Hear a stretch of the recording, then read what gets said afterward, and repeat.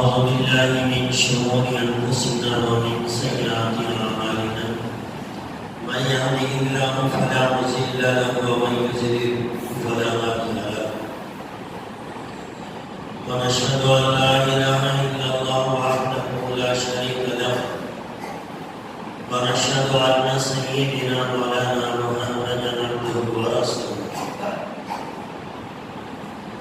قال الله تبارك وتعالى في القرآن المجيد والفرقان الحميد فأعوذ بالله من الشيطان الرجيم بسم الله الرحمن الرحيم ولا تقولوا لمن يقتل في سبيل الله أموات بل أحياء ولكن لا تشعرون صدق الله العلي العظيم.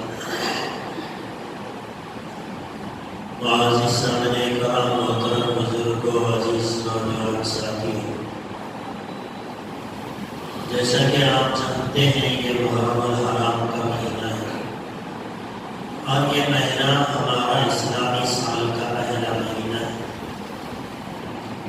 اللہ تبارک و تعالیٰ نے جب سے یہ دنیا بنائی، زمین و آسمان، اس کے بنائے جانے سے پہلے اللہ کے یہاں یہی ترتیب تھی سال میں 12 مہینوں کی، اور پھر ان 12 مہینوں میں اللہ تبارک و تعالیٰ 22 مہینوں کو شرف، بزرگی، عظمت عطا فرمائے. یہ اللہ کی مرضی ہے کہ اللہ جس مہینے کو چاہے، جس دن کو چاہے، جس رات کو چاہے، عظمت والا دن، عظمت والی رات اور عظمت والا مہینہ بنا دے. ویسے سال کے 12 مہینے اللہ ہی کے بنائے ہوئے ہیں، سال کے 360 دن اللہ ہی کے بنائے ہوئے ہیں. ہر دن سورج اپنے وقت پہ نکلتا ہے، وقت پہ ڈوبتا ہے، لیکن بعض مہینوں کو، بعض دنوں کو، بعض راتوں کو اللہ تبارک و تعالیٰ نے کچھ خاص خصوصیت عطا فرمائی. اس میں سے ایک مہینہ محرم الحرام کا بھی ہے. اللہ تبارک و تعالیٰ نے اس مہینے کو اپنا مہینہ قرار دیا کہ یہ اللہ کا مہینہ ہے. رمضان المبارک کے مہینے کو بھی اللہ تبارک و تعالیٰ نے کہا کہ یہ میرا مہینہ ہے، اور محرم الحرام کے مہینے کو بھی اللہ تبارک و تعالیٰ نے کہا کہ یہ میرا مہینہ ہے. کوئی چیز کے بارے میں اگر اللہ تبارک و تعالیٰ یہ کہہ دے کہ یہ میری ہے، اس کی نسبت اللہ کی طرف جاتی ہے تو اس کا مقام بڑھ جاتا ہے. جیسے آپ دیکھتے ہیں دنیا کے اندر بے شمار عمارتیں ہیں، بڑی بڑی خوبصورت عمارتیں ہیں، مکانات ہیں، مسجدیں بھی ہیں، لیکن اللہ تبارک و تعالیٰ نے مکہ المکرمہ کے اندر جو کعبۃ اللہ بنایا گیا ہے، اس کعبۃ اللہ کے بارے میں اللہ نے کہا کہ یہ بیتی، یہ میرا گھر ہے. حالانکہ آپ ظاہری اعتبار سے دیکھیں کہ اس کے اندر کوئی رنگ روغن نہیں ہے، کوئی کاسٹلی پینٹ مارا گیا ہو، خوبصورت ڈیزائن کیا گیا ہو، ایسی کوئی چیز اس کے اندر نہیں ہے. ظاہری اعتبار سے دیکھا جائے تو اس سے بھی اچھے اچھے مکانات زمین کے اوپر انسانوں نے بنا لیے، لیکن کعبۃ اللہ کا مقام اتنا اونچا کہ روئے زمین پر اس سے زیادہ عظمت والا کوئی گھر نہیں ہے. ایک 4 دیواری سے بنایا ہوا ایک مکان ہے، اس کے اوپر ایک چادر ڈالی گئی ہے، غلاف ڈال دیا گیا ہے، اور اگر اس غلاف کو اٹھا لیا جائے تو آپ کو دیکھنے کو ملے گا کہ وہ تو ایک پتھروں سے بنایا ہوا ایک مکان ہے، اور اس پتھروں کے اوپر جو ہے سیمنٹ کا غارہ بھی نہیں کیا گیا ہے، پلاسٹک بھی نہیں کی گئی ہے. معمولی سا ایک پتھروں سے بنایا ہوا ایک مکان ہے، دیکھنے میں ایسی کوئی چیز اس میں نظر نہیں آتی، لیکن اس کے باوجود وہ اتنا زیادہ عظمت والا مکان ہے کہ کوئی ایمان والا اس گھر سے 1000 میل دور بیٹھ کر بھی اس گھر کی طرف چہرہ کر کے تھوکنا بھی پسند نہیں کرتا. کہاں گھر ہے کعبۃ اللہ کا، مکہ مکرمہ میں. کہاں ہم انڈیا میں رہتے ہیں، کتنے ہزاروں کلومیٹر کا فاصلہ ہے، لیکن اس کے باوجود کوئی ایمان والا اس کی طرف چہرہ کر کے تھوکنا پسند نہیں کرتا. اتنی عظمت اس گھر کی ایک ایمان والے کے دل میں ہے. کوئی اس کی طرف چہرہ اور پیٹ کر کے استنجا کرنا پسند نہیں کرتا، پیشاب کرنا پسند نہیں کرتا. اس کی تصویر بھی اگر مل جائے تو اسے نیچے گرا ہوا دیکھنا پسند نہیں کرتا. آدمی اسے اٹھاتا ہے کہ یہ میرے اللہ کے گھر کی تصویر ہے.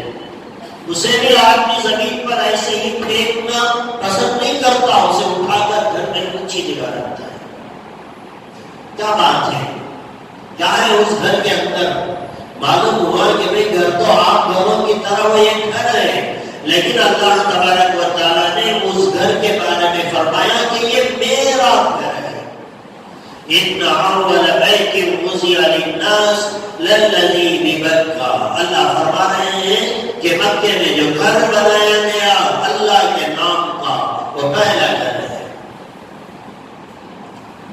تو کسی چیز کے بارے میں اللہ یہ کہہ دے کہ یہ چیز میری ہے، اس کی عظمت بڑھ جاتی ہے، اس کا مقام بڑھ جاتا ہے. اللہ تبارک و تعالیٰ نے اسی طرح مہینوں میں بعض مہینوں کو اپنا مہینہ قرار دیا. ایک رمضان المبارک کا مہینہ اور دوسرا محرم الحرام کا مہینہ. اس مہینے کے بارے میں اللہ نے کہا کہ یہ میرا مہینہ ہے. اور اس محرم الحرام کی عظمت اللہ کے نزدیک اتنی زیادہ ہے، اتنی زیادہ ہے کہ اللہ تبارک و تعالیٰ نے اس دنیا میں بڑے بڑے کام جو کیے ہیں وہ محرم الحرام کے مہینے میں کیے ہیں. حضرت موسیٰ علیہ السلام کو جو نجات ملی فرعون سے، اور فرعون کو جو دریائے نیل میں ڈبو دیا گیا، وہ محرم الحرام کی 10ویں تاریخ تھی. اسی طرح اور بھی بہت سارے واقعات ہوئے ہیں اس محرم الحرام کے مہینے میں. اور آخر میں اللہ کے نبی صلی اللہ علیہ وسلم نے فرمایا جب قیامت برپا ہوگی، قیامت برپا ہوگی تو وہ بھی محرم الحرام کا مہینہ ہوگا. اور محرم الحرام کی 10ویں تاریخ ہوگی، جمعہ کا دن ہوگا. اتنی تفصیل اللہ کے نبی صلی اللہ علیہ وسلم نے بیان فرما دی. تو گویا اللہ کی نگاہ میں محرم الحرام کا مہینہ پہلے سے، جب سے یہ دنیا بنائی گئی اس سے پہلے سے اللہ کی نگاہ میں یہ محرم الحرام کا مہینہ بہت ہی زیادہ عظمت والا مہینہ ہے. افسوس کی بات تو یہ ہے کہ جس مہینے کو اللہ نے کہا میرا مہینہ، اور جس مہینے کے بارے میں اللہ نے بڑے بڑے کارنامے انجام دیے، دشمنوں سے ایمان والوں کی حفاظت فرمائی، آج افسوس کے ساتھ کہنا پڑتا ہے کہ یہ مہینہ آتے آتے مسلمانوں نے اسے سارے 12 مہینوں میں سب سے زیادہ منحوس مہینہ قرار دے دیا.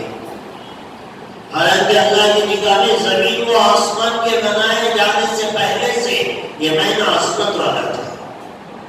اللہ کے نبی صلی اللہ علیہ وسلم دنیا میں تشریف لانے سے پہلے اہل عرب میں یہ محرم الحرام کا مہینہ ان کے زمانے میں بھی عظمت والا مہینہ سمجھا جاتا تھا. جنگیں روک دی جاتی تھی، جنگ چالو ہوتی تھی، محرم الحرام کا مہینہ آتا، دونوں طرف کے لوگ سمجھتے کہ بھی محرم کا چاند نظر آ گیا ہے، اب ہمیں کوئی جھگڑا نہیں کرنا ہے، کوئی جنگ نہیں کرنی ہے. محرم کے مہینے کا انتظار کرتے، مہینہ ختم ہوتا، پھر جنگیں شروع ہوتی. تو زمانے جاہلیت کے اندر بھی لوگوں نے محرم الحرام کے مہینے کو عظمت والا مہینہ سمجھا تھا. لیکن افسوس کہ آج کے دور کا مسلمان محرم کے مہینے کو بڑا منحوس مہینہ قرار دے دیا. اس کی ایک وجہ ان لوگوں نے گھڑ لی اپنے طور سے ایک پلان کر لیا، اپنے طور سے ایک بات گھڑ لی اور کہا کہ محرم منحوس مہینہ ہے. کیوں میں منحوس ہے؟ اس لیے منحوس ہو گیا کہ اس مہینے کی 10ویں تاریخ کو کربلا کے میدان میں حضرت امام حسین رضی اللہ تعالیٰ کی کی شہادت کا واقعہ پیش آیا، اس واقعے کو سامنے رکھ کر مسلمانوں نے اس مہینے کو منحوس مہینہ قرار دے دیا۔ کسی کی شہادت سے دن منحوس نہیں ہوتا۔ محرم الحرام کی پہلی تاریخ تھی، حضرت عمر فاروق رضی اللہ تعالیٰ کی شہادت ہوئی۔ ذی الحجہ کے آخری دنوں میں حضرت عثمان غنی رضی اللہ تعالیٰ کی شہادت ہوئی۔ شہادت کسی کی ہو جانا یہ منحوس بات نہیں ہے، شہادت کا مل جانا یہ خوش نصیبی کی بات ہے۔ اللہ کے نبی صلی اللہ علیہ وسلم ہاتھ اٹھا کر دعا مانگا کرتے تھے، اے اللہ میری تمنا، میری خواہش، میری آرزو یہ ہے کہ میں تیرے راستے میں شہید کیے جاؤں، پھر دوبارہ زندگی ملے، پھر دوبارہ شہید کیے جاؤں، پھر زندگی ملے، پھر تیرے راستے میں شہید ہو جاؤں۔ یہ تمنا اور آرزو ہمارے نبی کی تھی۔ اگر شہادت کا ملنا منحوس بات ہوتی تو اللہ کے نبی صلی اللہ علیہ وسلم یہ دعا کیوں کر مانگتے؟ حضرت عمر فاروق رضی اللہ تعالیٰ عنہ ہاتھ اٹھا کر دعا مانگتے، اے اللہ شہادت کی موت عطا فرما، مدینہ منورہ کے شہر کے اندر مجھے موت عطا فرما۔ لوگ کہتے ہیں یہ کیسے ممکن ہے کہ شہادت کی موت پانے کے لیے باہر جانا پڑتا ہے، جنگیں کرنے پڑتی ہیں، کافروں سے مقابلہ کرنا پڑتا ہے، تب جا کر آدمی کو شہادت ملتی ہے۔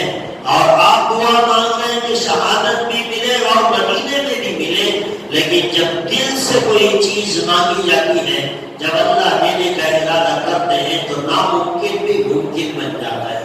حضرت عمر کو شہادت بھی ملی، مدینہ منورہ میں ملی، بلکہ مسجد نبوی میں ملی اور محراب کے اندر ملی۔ اللہ کا نظام ہے۔ حضرت عمر رضی اللہ تعالیٰ شہادت کی تمنا کرتے تھے، ہاتھ اٹھا کر دعائیں مانگتے تھے۔ دوستو حضرت امام حسین کی شہادت کربلا کے میدان میں ہو گئی، یہ کوئی منحوس بات نہیں ہے، یہ کوئی غلط بات نہیں ہے، یہ تو شرف ہے حضرت امام حسین کا، یہ ان کی بزرگی کو جتانا تھا۔ اللہ تبارک و تعالی حضرت امام حسین کو جنت کے نوجوانوں کا سردار بنانا تھا، اس لیے اللہ تبارک و تعالی نے حضرت امام حسین کی شہادت کو تو طے کر دیا تھا، لیکن پہلے سے جو اللہ کی نگاہ میں یہ مہینہ عظمت والا تھا، تو اسی عظمت والے مہینے میں، عظمت والے دن میں یہ عظیم شہادت کا واقعہ برپا کرا کر حضرت امام حسین کی شان میں اور زیادہ چار چاند لگانا اللہ کو مقصود تھا۔ میں نے بتایا زمین و آسمان کے بنائے جانے کے وقت سے اللہ کی نگاہ میں یہ مہینہ عظمت والا تھا۔ اللہ کے نبی صلی اللہ علیہ وسلم کے یہ نواسے بڑا پیار تھا۔ اللہ کے نبی صلی اللہ علیہ وسلم کو اپنے نوازوں سے بڑا پیار تھا۔ اس کی کچھ وجہ بھی ہے، اس لیے کہ اللہ کے نبی صلی اللہ علیہ وسلم کے اپنے کوئی بیٹے جو تھے چھوٹے چھوٹے بچپن میں انتقال کر گئے، 4 بیٹیاں تھیں، حضرت ام کلثوم، حضرت رقیہ، حضرت زینب، حضرت فاطمہ۔ یہ 3 بیٹیاں حضرت رقیہ، حضرت زینب، حضرت ام کلثوم، یہ تینوں بیٹیوں کا انتقال ہو گیا، بچی صرف حضرت فاطمہ۔ تو 4 بیٹیوں کی محبت سمیٹ کر حضرت فاطمہ کے پاس آ گئے۔ اب اللہ کے نبی صلی اللہ علیہ وسلم حضرت فاطمہ سے 4 بیٹیوں کی محبت کو حضرت فاطمہ کو دیکھ کر دل میں تسلی کر رہے تھے۔ اب 3 بیٹیاں کا تو انتقال ہو گیا، ایک ہی بیٹی بچی ہے، تو ساری محبت حضرت فاطمہ پہ۔ اب حضرت فاطمہ کے یہاں جب بیٹے پیدا ہوئے، حضرت حسن اور حضرت حسین، 11 مہینوں کا دونوں کے درمیان میں فاصلہ تھا، چھوٹے بڑے تھے 11 مہینوں کے۔ جب یہاں حضرت فاطمہ کے یہاں یہ بچے پیدا ہوئے، اللہ کے نبی صلی اللہ علیہ وسلم کی محبت ان بچوں پہ زیادہ ہونے لگی۔ فطری بات ہے، لڑکے خود اللہ کے نبی کے نہیں تھے، اب بیٹی اکیلی تھی، اب بیٹی کے جو بچے تھے ظاہر سی بات ہے بڑی محبت ہوتی ہے. حضرت حسن پیدا ہوئے. حضرت علی رضی اللہ تعالیٰ عنہ اللہ کے نبی کے پاس آئے. کہا کہ بیٹا ہوا ہے. اللہ کے نبی صلی اللہ علیہ وسلم نے فرمایا نام کیا رکھا ہے؟ حضرت علی رضی اللہ تعالیٰ عنہ نے ایک نام بتایا جس کا نام تھا جنگجو، جنگ لڑنے والا. اللہ کے نبی صلی اللہ علیہ وسلم نے فرمایا نہیں یہ نام نہیں ہوگا، اس کا نام ہوگا حسن. یہ نام اللہ کے نبی صلی اللہ علیہ وسلم نے فرمایا یہ اللہ کی طرف سے نام ہے، اور جب سے دنیا بنی ہے یہ نام آج سے پہلے کسی انسان کا نہیں رکھا گیا. کسی انسان کا نام حسن نہیں رکھا گیا. اور پھر اللہ کے نبی صلی اللہ علیہ وسلم 11 مہینوں کے بعد حضرت حسین پیدا ہوئے. ان کے بارے میں بھی حضرت علی سے اللہ کے نبی نے پوچھا کیا نام رکھا؟ ایک نام انہوں نے بتایا. پھر اللہ کے نبی نے کہا نہیں ان کا نام حسین ہوگا. اور پھر یہ بات بھی بتائی اس سے آج سے پہلے کسی انسان کے یہ نام دنیا میں نہیں رکھے گئے، یہ اللہ کی طرف سے متعین ہے. اب یہ دونوں نام رکھے گئے. اللہ کے نبی صلی اللہ علیہ وسلم ان بچوں سے بے انتہا محبت کرتے تھے. نواسط تھے، بڑی محبت تھی. اور یوں کہتے ہیں اللہ کے نبی صلی اللہ علیہ وسلم کبھی رکعت باندھ کر کھڑے ہو جاتے. حضرت حسن اور حسین بالکل چھوٹے چھوٹے بچے جو چلنا سیکھ رہے ہیں، اتنی کم عمر کے بچے. اللہ کے نبی کے ایک پیر میں ایک بچہ پکڑا ہوا ہے، دوسرے پیر میں دوسرا بچہ پکڑا ہے. ٹانگوں کے بیچ میں سے کبھی یہ بچہ گھس کے نکلتا ہے، کبھی وہ بچہ گھس کے نکلتا ہے. اللہ کے نبی صلی اللہ علیہ وسلم بالکل ان کو کھیلنے دیتے اور اپنی نماز مکمل کرتے. جب تک یہ بچے ان کے پیروں کو چھوڑ نہیں دیتے تھے اللہ کے نبی رکوع اور سجدہ نہیں کرتے تھے، کھڑے رہتے تھے کہ میرے نواسے ہیں. اور کبھی کبھی اللہ کے نبی صلی اللہ علیہ وسلم سجدے میں ہیں اور دونوں بچے آتے معصوم سے نواسے اور آ کر اللہ کے نبی کی پیٹھ پر چڑھ کر بیٹھ جاتے تھے. اور اللہ کے نبی صلی اللہ علیہ وسلم کے صحابہ نے بعض مرتبہ اللہ کے نبی سے کہا کہ یہ بچے آپ کی نماز میں خلل ڈالتے ہیں، آپ چاہیں تو ہم ان کو روک دیں. اللہ کے نبی صلی اللہ علیہ وسلم نے کہا نہیں، ان کو کوئی نہ روکے، یہ جو چاہے کرے میرے ساتھ، یہ میرے دل کے ٹکڑے ہیں. اللہ کے نبی اتنی محبت کرتے تھے. اور بعض موقع پر حضرت علی کے گھر میں جاتے. اللہ کے زمانے اس زمانے میں جو سردار ہوتا تھا کسی بھی قوم کا، جو سردار ہوتا تھا وہ بچوں سے پیار نہیں کرتا تھا، وہ اپنا ایک اسٹیٹس سمجھتا تھا. بچوں کو اٹھانا، پیار کرنا، بچے کی انگلی پکڑ کے بازار میں جانا، یہ سردار کی شان کے خلاف سمجھا جاتا تھا. ایسے دور میں اللہ کے نبی صلی اللہ علیہ وسلم حضرت علی کے گھر میں ہے، وہ خود کو جھکائے، اپنے گھٹنے زمین پر ٹیکے، دونوں ہاتھ زمین پر رکھے، دونوں بچوں کو اپنے پیٹھ پہ بٹھایا اور گھر کے اندر چکر لگا رہے ہیں اور بچوں سے پوچھ رہے بتاؤ تمہارا اونٹ کیسے چل رہا ہے.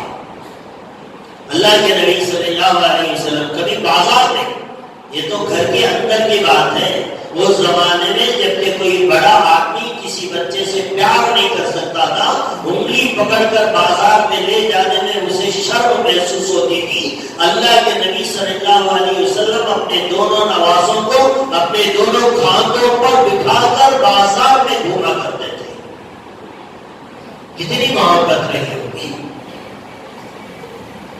اللہ کے نبی صلی اللہ علیہ وسلم کبھی گھر میں بیٹھے، حضرت حسن یا حسین آتے، ان کو اپنے پیروں پہ کھڑا کرتے، بچے کی دونوں ہاتھ پکڑتے اور کہتے میرا چڑھ. اللہ کے نبی کے گھٹنوں پہ پیر رکھ کر وہ بچہ چڑھتا. اللہ کے نبی کہتے اور چڑھ. اللہ کے نبی کے سینے پر پیر رکھ کر بچہ کھڑا ہو جاتا اور اللہ کے نبی ایسے چلتے چلتے پیچھے لیٹ جاتے تھے اور یہ حضرت حسن اور حسین ان کے سینے پر پیر رکھ کر کھڑے ہو جاتے تھے. اور اللہ کے نبی صلی اللہ علیہ وسلم ان معصوم سے بچوں کو بوسہ دیتے، پیار کرتے اور پھر اللہ سے کہتے اے اللہ میں ان سے محبت کرتا ہوں، تو بھی ان سے محبت کرتا. اتنی محبت تھی اپنے نوازوں سے. اور ایک حدیث میں اللہ کے نبی صلی اللہ علیہ وسلم نے فرمایا جو میرے نوازوں سے محبت کرتا ہے وہ مجھ سے محبت کرتا ہے وہ اللہ سے محبت کرنے والا ہے. اور پھر اللہ کے نبی نے یہ بھی فرمایا جو میرے نوازوں سے محبت نہیں کرتا، بغض کرتا ہے، دشمنی کرتا ہے، وہ ایسا ہے جیسے اس نے میرے سے دشمنی کی، اور جس نے میرے سے دشمنی کی گویا اس نے اللہ سے دشمنی کی. اتنے واضح طور پر اللہ کے نبی صلی اللہ علیہ وسلم نے اپنے نوازوں کے بارے میں بتایا. اور یہ بات ہے، یہ سب اہل بیت ہے، اللہ کے نبی کا خاندان، اللہ کے نبی کی بیٹیاں، ان کی بیویاں، ان کے نواسے، یہ سب اہل بیت ہیں. اور ہماری نماز مکمل نہیں ہوتی جب تک ہم اللہ کے نبی کے اہل بیت پر سلامتی کی دعا نہیں مانگ لیتے. یہ جو درود شریف ہم نماز میں پڑھتے ہیں، اللہم صلی علی محمد وعلی آل محمد، محمد صلی اللہ علیہ وسلم اور ان کی تمام آل پر، آل کا مطلب بیویاں آ گئی، بچے آ گئے، بیٹیاں آ گئی، نواسے آ گئے، سب اہل بیت، ان کا سارا گھرانہ آ گیا. تو ہماری نماز مکمل نہیں ہو رہی ہے جب تک ہم اہل بیت پر سلامتی کی دعا نہیں مانگ لیتے. اللہ نے اتنی عظمت رکھی اللہ کے نبی صلی اللہ علیہ وسلم کے گھرانے کی، تو اتنا محبت کرنے والے ہمارے نبی اپنے نوازوں سے اللہ کے نبی کو معلوم کرایا گیا. حضرت ام سلمہ رضی اللہ تعالیٰ کہتی ہے ایک مرتبہ اللہ کے نبی صلی اللہ علیہ وسلم اپنے کمرے میں تھے اور مجھ سے کہا ام سلمہ باہر کھڑی رہو، کسی کو اندر آنے مت دینا. ایک فرشتہ آج آ رہا میرے پاس، خصوصی ملاقات ہے مجھ سے، وہ کچھ بات کرنے کے لیے آ رہا ہے مجھ سے.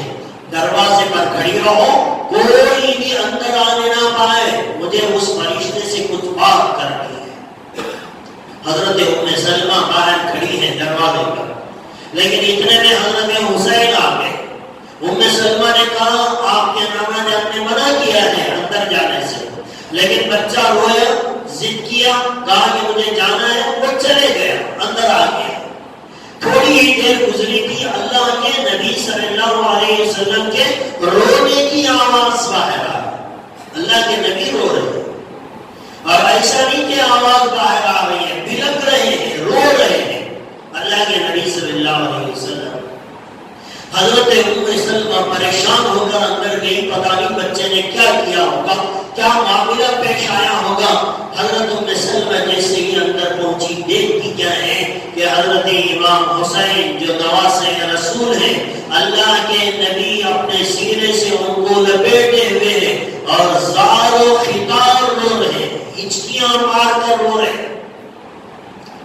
ام سلمہ نے کہا اے اللہ کے نبی میرے ماں باپ آپ پر قربان، کیا تکلیف ہو گئی، کیا پریشانی ہو گئی، آپ اس طرح رو رہے ہیں، آپ کے رونے کی آواز کمرے سے باہر سنائی دے رہی ہے، کیا بات ہے؟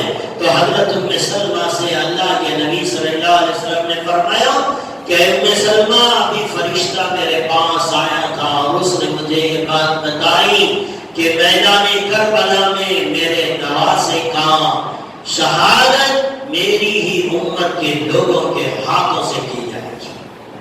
اور پھر وہاں کی مٹی کی خوشبو مجھے سنگائی گئی، بتائی گئی کہ دیکھو یہ وہاں کی مٹی ہے جہاں تمہارے نوازوں کو تمہاری ہی امت سوال کرے گی.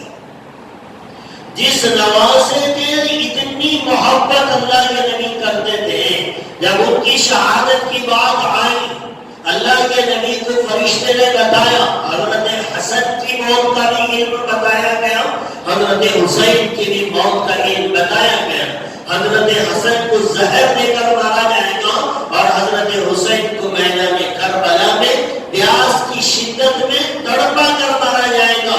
یہ بات اللہ کے نبی صلی اللہ علیہ وسلم کو بتائی گئی.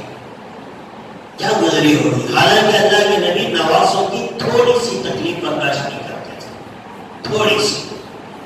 ایک مرتبہ حضرت علی باہر ہے بچوں کے ساتھ، اللہ کے نبی صلی اللہ علیہ وسلم نے دیکھا کہ دھوپ بڑی کڑک ہے. حضرت علی سے فرمایا ہے علی ان بچوں کو اندر لے جاؤ، یہ اتنی دھوپ روح کے اندر بچوں کو تکلیف ہوگی اور ان کی تکلیف میں دیکھ نہیں سکتا. یہاں تو تھوڑی دیر دھوپ میں بچے رہ جائیں, اللہ کے نبی کہہ رہے مجھے دیکھ نہیں پاتا میں, اور وہ منظر اللہ کے نبی کو بتایا گیا کہ میدان کربلا میں کڑکتی ہوئی دھوپ میں پانی ان کے لیے بند کر دیا جائے گا, پیاس کی شدت میں حلق سوکھ جائیں گے. یہ ساری چیزیں اللہ کے نبی کو جیتے جی بتائی گئی.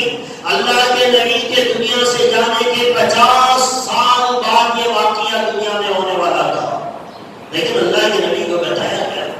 ایک مرتبہ سفر پہ جا رہے تھے, اللہ کے نبی بھی تھے, حضرت فاطمہ تھے, حسن بھی تھے, حسین بھی تھے, چھوٹے چھوٹے بچے, بالکل چھوٹے بچے. رونے کی آواز آئی بچوں کی. اللہ کے نبی نے قافلے کو روک دیا, حضرت فاطمہ کے پاس آئے, پوچھا کہ بچوں کی رونے کی آواز کیسی ہے. حضرت فاطمہ نے کہا کہ کھانے کو کچھ نہیں ملا تو بچوں کو دودھ میسر نہیں ہوا. جب ماں کچھ نہیں کھائے گی تو ماں کے سینے سے دودھ نہیں آئے گا.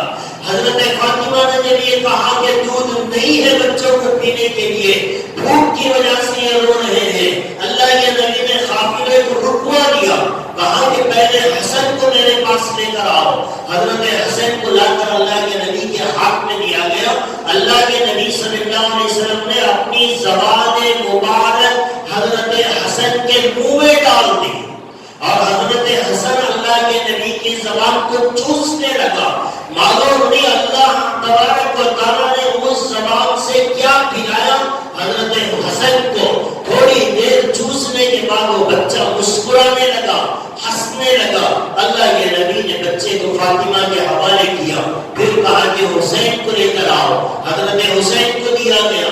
اللہ کے نبی نے اپنی زبان مبارک حضرت حسین کے منہ میں دی. حضرت حسین بھی نبی کی زبان کو چوسنے لگے.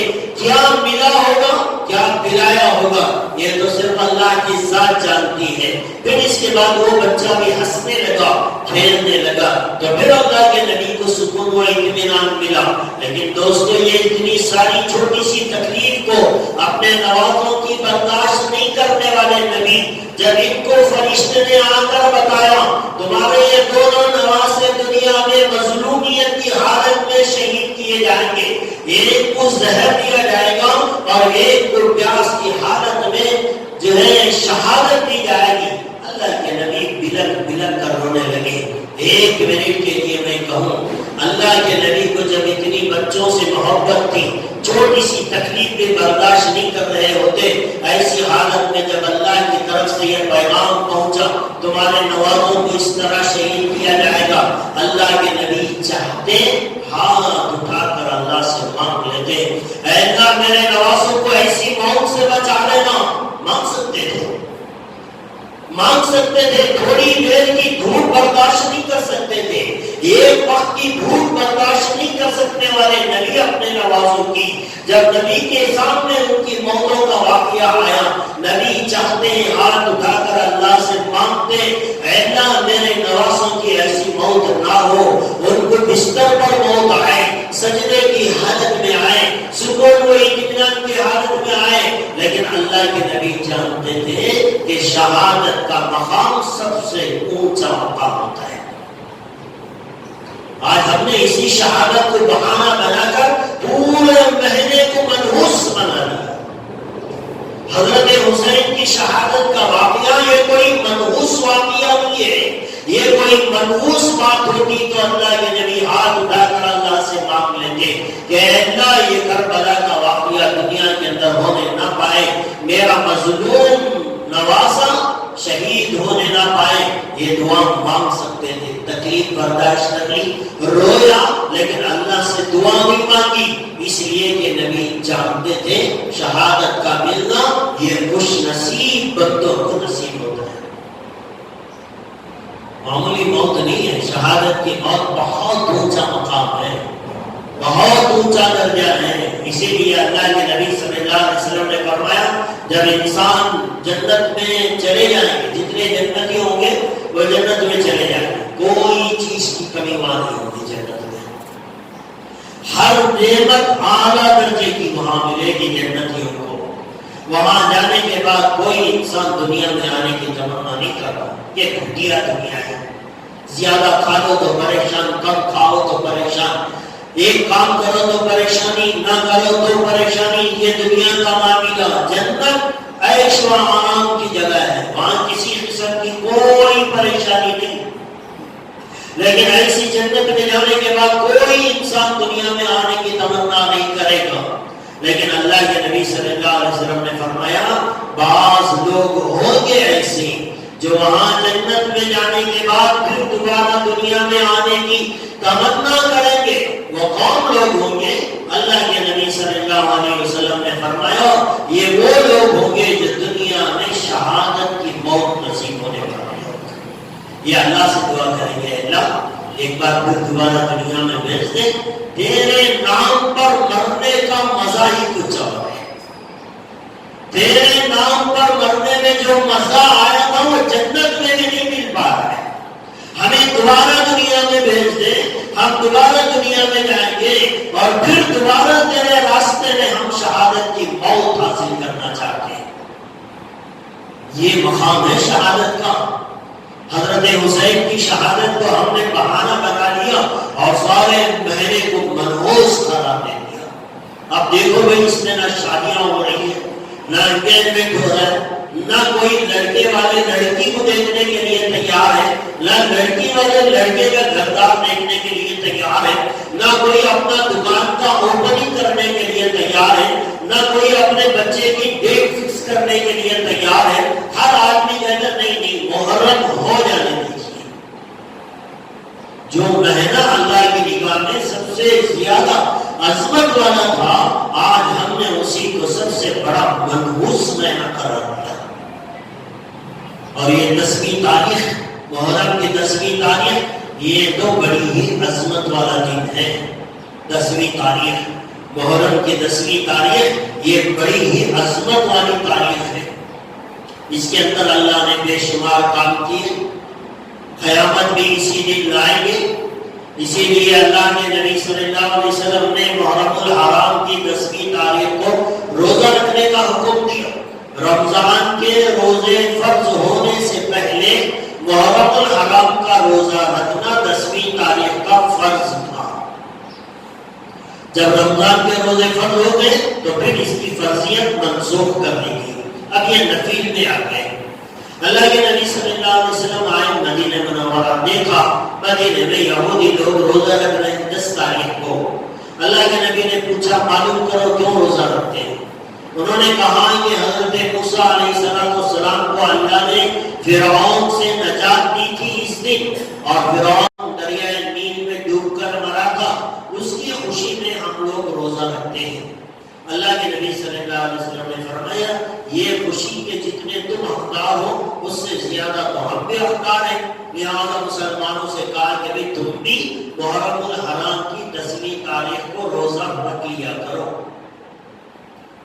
لیکن چونکہ اللہ کے نبی مسلمانوں کو ایک الگ نشان، الگ پلیٹ فارم، الگ پہچان دنیا میں بنانا چاہتے تھے، اسی لیے اللہ کے نبی نے کہا دیکھو یہودی بھی روزہ رکھے تم بھی روزہ رکھو، دونوں ایک جیسے ہو جائیں گے. تھوڑا ڈیفرنٹ ہونا چاہیے. مسلمان ساری دنیا میں اس کی ایک الگ پہچان ہونی چاہیے. اللہ کے نبی نے کہا یہودی 10ویں تاریخ کا روزہ رکھتے ہیں، ایسا کرو تم 9 اور 10 کا روزہ رکھو، یا پھر 10 اور 11 کا رکھو. اور اس روزے کے بارے میں اللہ کے نبی صلی اللہ علیہ وسلم نے فرمایا جو آدمی محرم الحرام کی 10ویں تاریخ کا روزہ رکھے گا مجھے اللہ کی ذات سے یہ امید ہے کہ اللہ اس کے پچھلے 1 سال کے گناہوں کو معاف فرمائے گا. 10ویں تاریخ اتوار کا دن، آنے والا اتوار، یہ یوم عاشورہ ہے، محرم کی 10ویں تاریخ ہے. آپ ہفتہ اور اتوار کا روزہ رکھیں یا اتوار اور پیر کا روزہ رکھ لیں، 2 روزے رکھنا ہے. اگر کوئی آدمی کسی وجہ سے ایک ہی روزہ رکھ لے 10ویں تاریخ کا تب بھی ٹھیک ہے، اس لیے کہ دور بدل گیا ہے. اس زمانے میں یہودی روزہ رکھتے تھے اور آج یہاں ہمارے یہاں کوئی یہودی ہے نہیں اور ان سے کوئی مشابہت بھی نہیں ہے، اور آج کے دور میں کوئی یہودی روزہ بھی نہیں رکھتا. تو ایسی صورت میں اگر کوئی آدمی ایک روزہ روزہ بھی رکھ لے تو بعض علماء نے کہا کہ بھئی چلو ٹھیک ہے، اس سے بھی اللہ تبارک و تعالیٰ وہ ثواب انہیں دے دیتے ہیں۔ تو یہ کام، یہ دو باتیں بتائی اللہ کے نبی نے 10ویں محرم کے تعلق سے۔ ایک بات تو یہ بتائی کہ ایک روزہ رکھو، ایک سال کے پچھلے سال کے گناہ معاف۔ اور دوسری بات اللہ کے نبی صلی اللہ علیہ وسلم نے یہ بتائی کہ 10 محرم کو، محرم کی 10ویں تاریخ کو یعنی آنے والے اتوار کو، اگر کوئی اپنے گھر والوں پر کھانے پینے میں وسعت کرے گا، فراخی کرے گا، اپنے بیوی بچوں کے لیے اچھے کھانے کا انتظام کرتا ہے، جیسے عید بارات میں ہوتا ہے، کھانے کا کچھ اچھا انتظام کر دیا، گوشت پکا لیا، میٹھا پکا لیا، بچوں کی پسند کی چیز گھر میں تیار کر لی، بچوں اور بیوی بچوں کے لیے اچھے کھانے کا انتظام کر دیا، اللہ کے نبی صلی اللہ علیہ وسلم نے فرمایا اس کے گھر میں آئندہ 1 سال کے لیے اللہ برکتیں عطا فرماتی ہے، کبھی کوئی فاقہ نہیں آئے گا ان کے گھر میں 1 سال تک کے لیے۔ تو ایک روزہ رکھو، پچھلے 1 سال کے گناہ معاف، اس دن اچھے کھانے پینے کا انتظام کرو اپنے گھر والوں کے لیے، تو 1 سال کی برکت آپ کے گھر کے اندر ایڈوانس میں اللہ تبارک و تعالیٰ دے دیتے ہیں۔ تو یہ 2 کام کرنا ہے، روزہ بھی رکھیں، ممکن ہے نفل روزہ ہے، رکھنا ضروری نہیں ہے، رکھ لے تو گناہ معاف ہوتے، نہیں رکھا کوئی آدمی تو کوئی گناہ نہیں ہے۔ اور اسی طرح اپنے بیوی بچوں کے لیے اپنی طاقت کے موافق اپنی بیوی بچوں پہ کھانے میں وسعت کریں، اچھے کھانے پینے کا انتظام کریں، اس سے آپ کے گھر میں 1 سال کے لیے برکت آئے گی۔ لہذا یہ 2 کام ہیں کرنے کے 10ویں محرم کو۔ اس کے علاوہ دوستو یہ محرم الحرام کا مہینہ بڑی عظمت والا ہے، اپنے دلوں سے اس بات کو نکالیں، جتنے غلط خیالات ہمارے ذہنوں میں ہم لوگوں نے بٹھا لیے ہیں کہ محرم منحوس ہے، اس میں یہ نہیں کرنا، یہ نہیں کرنا، یہ نہیں کرنا، تو دوستو یہ سب بڑی بےہودہ باتیں ہیں۔ جس مہینے کو اللہ نے کہا کہ میرا مہینہ، اور یہ کتنے بڑی عجیب بات ہوگی کہ جو ہمارا سال شروع ہوتا ہے، قصہ کہاں سے شروع ہوتا ہے؟ محرم سے ہوتا ہے۔ کتنی عجیب بات ہے کہ ہم نے اپنے سال کے پہلے مہینے کو ہی منحوس کر دیا، کتنی عجیب بات ہے۔ سال شروع ہو رہا ہے، پہلا مہینہ آیا ہے، اسی مہینے میں ہم نے سمجھا یہ ہمارے لیے ٹھیک نہیں ہے۔ کتنی گھٹیا قوم ہے یہ، کتنی گھٹیا سوچ ہے ہماری۔ لہٰذا دوستو یہ ساری سوچ کو بدلے، خصوصی طور سے یہ باتیں عورتوں میں زیادہ پائی جاتی ہیں۔ مرد حضرات میں سے کچھ ایڈجسٹ کر لیتے ہیں، سمجھتے ہیں، لیکن گھر میں جانے کے بعد جب بیوی کہتی ہے نہیں جی بھی کرتے سو زندگی میں ایک ٹائم شادی، اس میں کیا تو بھی فرق ہوگا تو کیا کرنا، یہ 23 دن ہوگی، ایک مہینہ اور گزار دیں گے، کیا فرق پڑ جاتا ہے۔ اب انہیں بھی سوچتا ہے کیا کی پریشانی میں کیا تک ہوگا۔ تو دوستوں نکالنا پڑے گا، یہ خیالات بدلنا پڑے گا، یہ سوچ بدلنی پڑے گی۔ ہم اللہ کو ماننے والے، اللہ کے رسول کو ماننے والے، ان کی باتوں پہ ہمارا کامل یقین ہونا چاہیے۔ لہٰذا یہ جتنے غلط عقائد ہیں اسے اپنے دلوں سے نکالیں، صحیح عقائد اپنے دلوں میں پیدا کریں، ہو سکے تو روزہ رکھیں، ہو سکے تو اپنے گھر والوں کے لیے 10 محرم میں اچھے کھانے پینے کا انتظام کریں۔ اللہ تبارک و تعالیٰ سے دعا ہے اللہ مجھے بھی آپ کو میں بلکہ ہر ایک مسلمان کو اللہ اس کے رسول کی تمام باتوں پر کامل یقین کرتے ہوئے زندگی گزارنے کی توفیق عطا فرمائے۔ ہم سب کا خاتمہ ایمان پر فرمائے۔ آمین وآخر دعوانا الحمدللہ۔